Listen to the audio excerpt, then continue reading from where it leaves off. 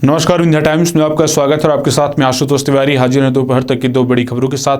पहली खबर की बात करते हैं।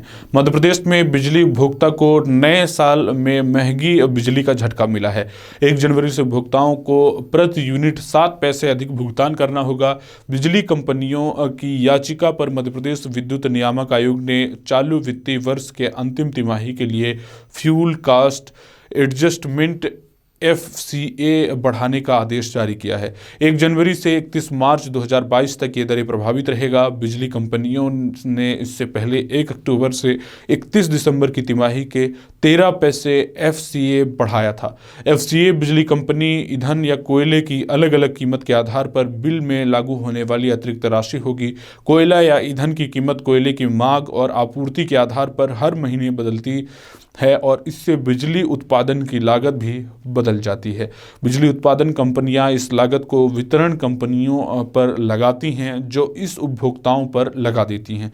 नियामक आयोग हर 3 महीने में इसकी समीक्षा करता है। आयोग ने 30 दिसंबर को SCA चार्ज 7 पैसे प्रति यूनिट वसूलने का आदेश जारी किया है। प्रदेश में बिजली की दरों में जून में 0.63% की बढ़ोतरी की गई थी।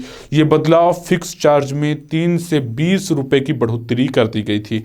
कोविड के बाद बिजली की कीमतों में बढ़ोतरी का विरोध ना हो, इस कारण तब FCA चार्ज को -20 पैसे प्रति यूनिट कर दिया गया था। मतलब 20 पैसे की उपभोक्ताओं को छूट दी गई थी। इसे अक्टूबर से दिसंबर के लिए 13 पैसे घटा दिए गए थे। तब उपभोक्ताओं को 7 पैसे की छूट मिल रही थी। अब 1 जनवरी से 31 मार्च तक इस छूट को भी समाप्त कर दिया गया है। बात करते हैं दोपहर तक की दूसरी बड़ी खबर की। मध्य प्रदेश के राजगढ़ जिले में एक गाँव में गुरुवार को बंदर की मौत पर मातम पसर गया।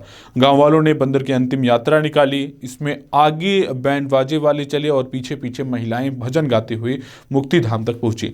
यहां विधि विधान से बंदर को अंतिम विदाई दी गई।